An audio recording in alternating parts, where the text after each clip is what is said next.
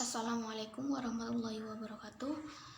Nama saya Lailatul Syarifah, NIM T20171243. Di sini saya akan memaparkan laporan penelitian tindakan kelas dengan judul Efektivitas Penerapan Metode Tanya Jawab dan Resitasi Terhadap Peningkatan Hasil Belajar Peserta Didik kelas 11 SMKN 3 Jember pada mata pelajaran Pendidikan Agama Islam dan Budi Pekerti selama pembelajaran daring. Nah, latar belakangnya adalah saat ini di dunia dihebohkan dengan wabahnya virus COVID-19. Karena itu, pendidikan di Indonesia dilakukan secara daring. Hal ini menjadi tantangan baru bagi guru. Guru perlu memberikan mata pelajaran yang tidak membosankan selama belajar sistem daring ini. Agar meningkatkan motivasi belajar siswa, metode tanya jawab dan resitasi menjadi salah satu metode yang sering digunakan di sekolah. Model pembelajaran ini dapat diterapkan secara daring dengan menggunakan aplikasi Edmodo maupun WhatsApp. Selanjutnya adalah rumusan masalah. Nah, di sini peneliti mengambil rumusan masalah bagaimana peningkatan hasil belajar pada peserta didik kelas 11 SMKN 3 Jember pada mata pelajaran Pendidikan Agama Islam dan Budi Pekerti dengan metode tanya jawab dan resitasi selama pembelajaran daring. Kajian teori yang pertama, saya mengambil pembelajaran PAI dan Budi Pekerti di SMK. Pembelajaran PAI dan Budi Pekerti di SMK ini, pengertian pembelajaran adalah proses mental dan emosional serta berpikir dan merasakan. Seorang pembelajar dikatakan melakukan pembelajaran apabila pikiran dan perasaan aktif.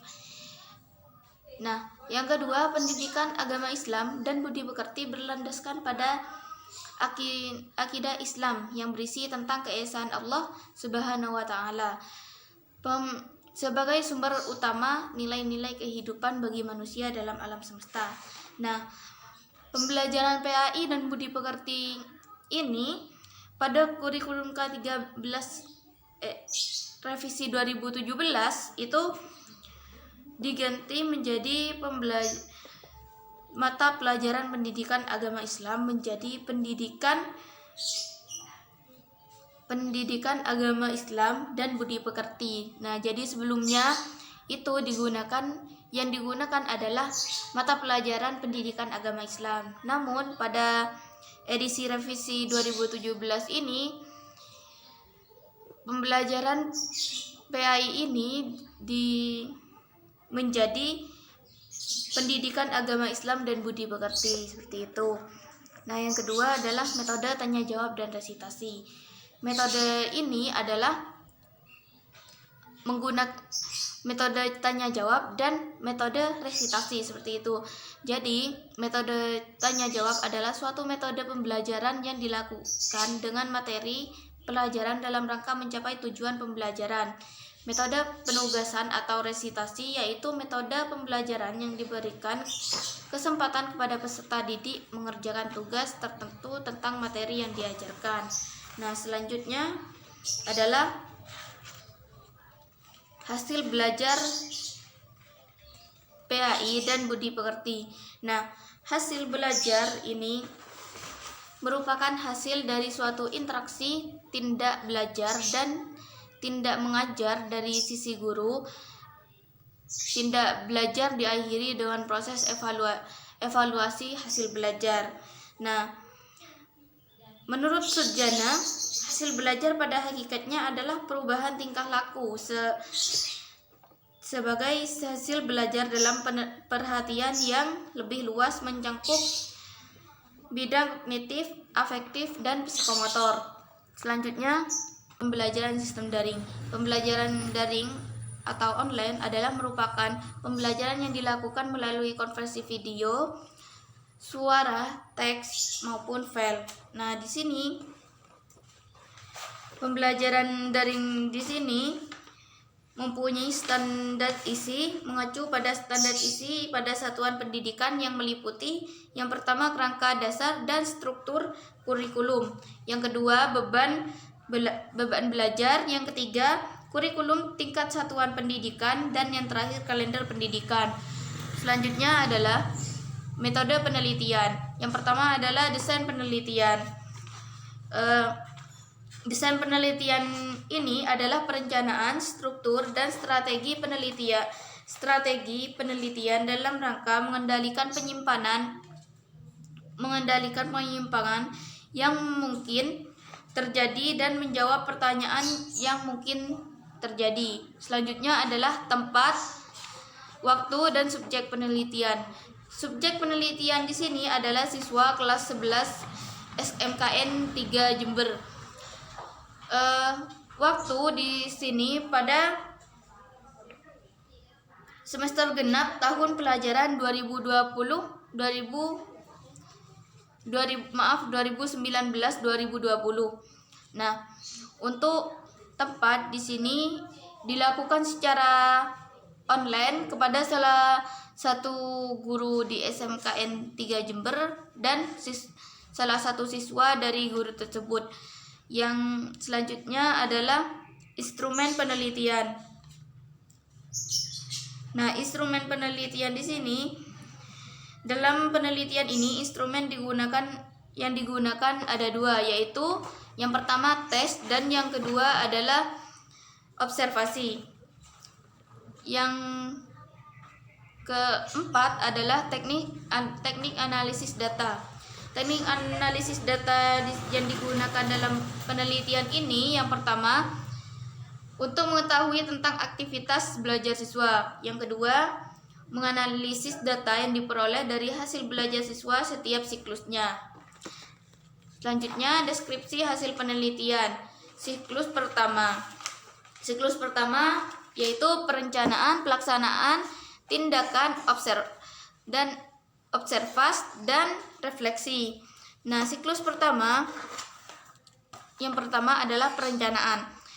Pada tahap ini peneliti melaksanakan observasi awal untuk mengidentifikasi permasalahan. Nah, untuk yang kedua, pelaksanaan tindakan. Pelaksanaan tindakan yang siklus pertama, dilaksanakan tanggal 16 April 2020 dengan jumlah siswa 40 orang, terdiri dari 23 laki-laki dan 17 perempuan. Di sini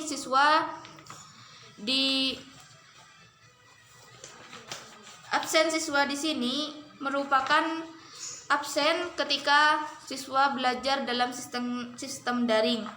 Yang ketiga adalah observasi.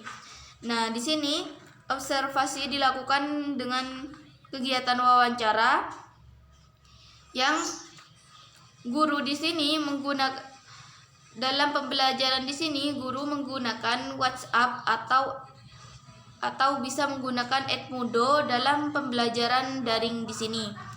Nah, yang selanjutnya adalah refleksi. Hasil refleksi terhadap pembelajaran siklus pertama yaitu bisa diambil kelebihan adalah mempermudah guru dalam melaksanakan penilaian secara objektif. Yang kedua adalah kelemahan, sulit mendeteksi hasil tugas siswa tersebut orsinil atau tidak. Nah, selanjutnya adalah siklus 2. Pada siklus 2, guru telah menerapkan pembelajaran dengan tanya jawab dan resitasi dengan baik, dan dilihat dari hasil belajar siswa pelaksanaan proses pembelajaran berjalan dengan baik. Nah, di sini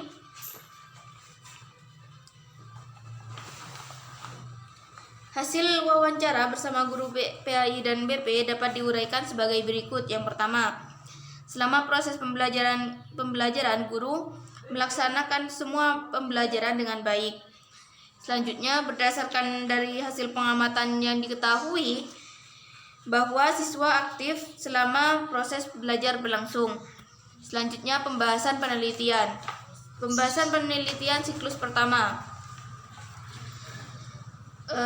Untuk peningkatan hasil pembelajaran PAI dan BP pada materi prinsip dan praktik ekonomi Islam masih belum sepenuhnya dipahami.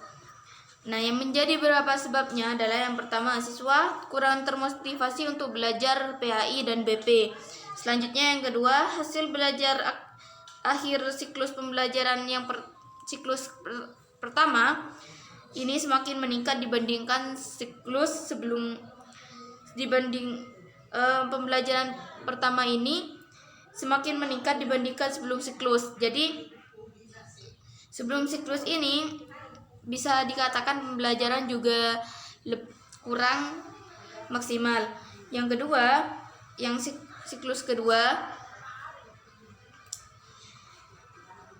pada siklus 2 pengamatan yang diperoleh adalah keaktifan siswa untuk mengikuti pembelajaran semakin meningkat.